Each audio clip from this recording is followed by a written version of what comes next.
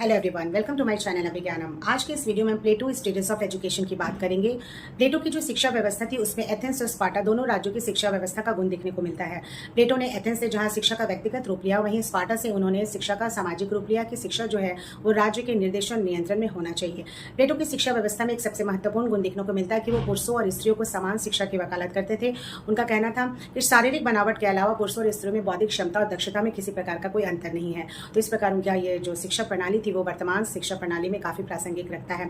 अब हम उनके शिक्षा व्यवस्था के चरणों को देखें तो उन्होंने जो शिक्षा को दो भागों में विभाजित किया, प्रारंभिक शिक्षा और उच्च शिक्षा, एलिमेंट्री एजुकेशन और हायर एजुकेशन।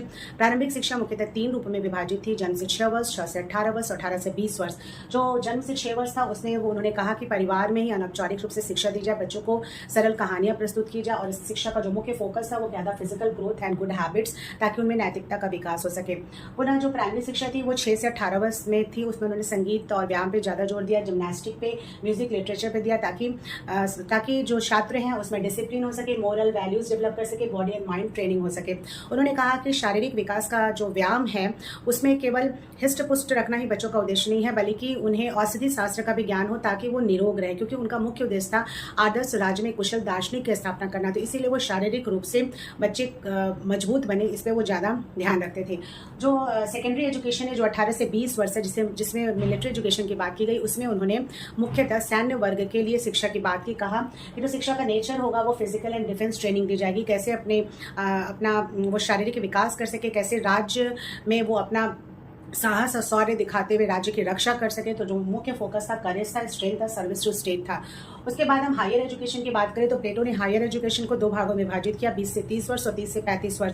तो 20 से 30 वर्ष के अंतर्गत उन्होंने कहा कि इस जो अवस्था में जो एक परीक्षा होगी और वही लोग जो योग्य होंगे वो 30 से 35 वर्ष तक की शिक्षा प्राप्त करेंगे, क्योंकि उनका मुख्य उद्देश्य था फिलोसफर यानी कि दार्शनिक शासक की स्थापना करना। तो जो हायर एजुकेशन का जो नेचर था वो क्या था, साइंटिफिक था। इसमें मैथमेटिक्स, एस्ट्रोलॉजी, रीजनिंग, साइंस जैसे विषयों की शिक्षा दी जाती थी ताकि बच्चों में लॉजिकल थिंकिंग डेवलप हो, रीजनिंग पावर डेवलप हो, analytical thinking, creative thinking, critical thinking विकसित हो सके। उसके बाद जो स्टेज था फिलोसफिकल एजुकेशन, जिसमें 30 से 35 वर्ष यानी कि 20 से 30 वर्ष तक की अवस्था के पश्चात जो 30 से 35 वर्ष तक की अवस्था में वही लोग शिक्षा ग्रहण करेंगे जो योग्य होंगे, विवेकशील होंगे, क्योंकि वो दार्शनिक शासक बनने की क्षमता रखते होंगे। तो मुख्य फोकस क्या था इसमें, truth, justice, beauty, ultimate reality की प्राप्ति हो।